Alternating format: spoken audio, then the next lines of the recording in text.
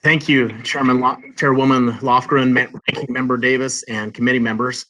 I truly appreciate the opportunity to testify on how we can strengthen American democracy. My name is Ricky Hatch, and I am the elected Clerk Auditor for Weber County, Utah. Elections are the foundation of our democracy, and election officials across the country embrace our duty to ensure that our elections are secure, fair, and trustworthy. All elections are local, and today I want to emphasize the importance of including states and counties in federal discussions about our nation's election system, and also to suggest ways to improve collaboration among all levels of government. Now, as a CPA, I can create a beautiful spreadsheet, but if you give me a paintbrush and canvas, I'll make an ugly mess. Now, I bring this up for a reason. Whether you're Claude Monet, Salvador Dali, or Bob Ross, you need a variety of brushes to handle a variety of needs. The variety of electoral brushes in our diversified and decentralized election system is part of what makes it so resilient and robust. In elections, as in art, a broad brush leaves streaks and gaps. A one-size-fits-all approach often fits everyone poorly. The first of 3 points that I will share today is that because counties are integral to election administration, federal policies should provide flexibility for local decision-making. All 9,000 election officials throughout the country have the same goal of secure and fair elections, and we share the desire to maintain the public's trust in these elections. At the same time, each county and state is wonderfully unique with different geographies, demographics, infrastructure, and even weather. And this variety underscores why the U.S. Constitution specifies that states identify and implement the most appropriate methods to serve their citizens. That Howell document tells us these laboratories of democracies, it tells them to select the brushes that best serve their unique canvas of citizens.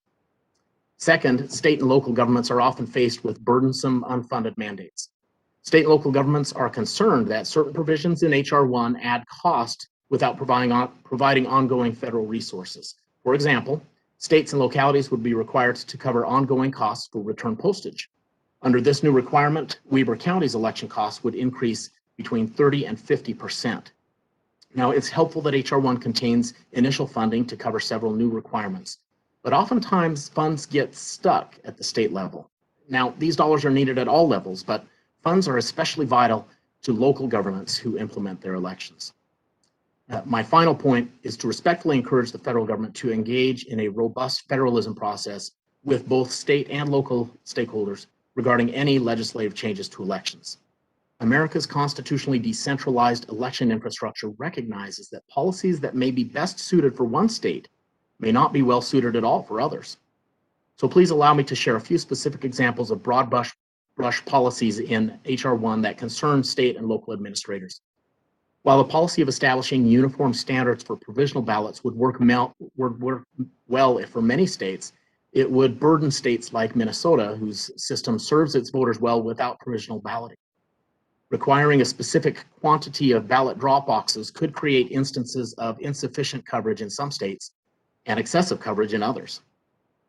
Nationwide same-day registration wouldn't affect states like Utah that already do this, but it would create significant hurdles for states whose infrastructure cannot accommodate same-day registration, and it may actually weaken their existing controls to prevent double voting. And while nationwide early voting would increase accessibility for voters, many vote-by-mail states would be dramatically expanding a service that doesn't really benefit their voters. For example, in my county, this requirement would increase my election costs by 25%, even though over 97% of my voters don't even vote in person. Rural counties would be impacted even more. So instead of federalizing election policy, I urge you to allow states and counties to retain ownership of their best practices, the unique electoral paintbrushes that best serve their voters at the local level. Now, I genuinely appreciate federal interest in bolstering the foundation of our democratic processes. Few things are more vital to the health and stability of our republic than secure, fair, and trustworthy elections.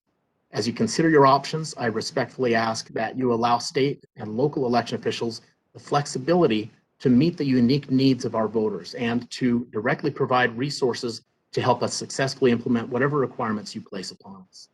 Now, we stand ready to work with Congress, federal agencies, and states to strengthen our nation's elections processes. Chairwoman Lofgren and Ranking Member Davis, thank you again for inviting me to testify today, and this concludes my testimony.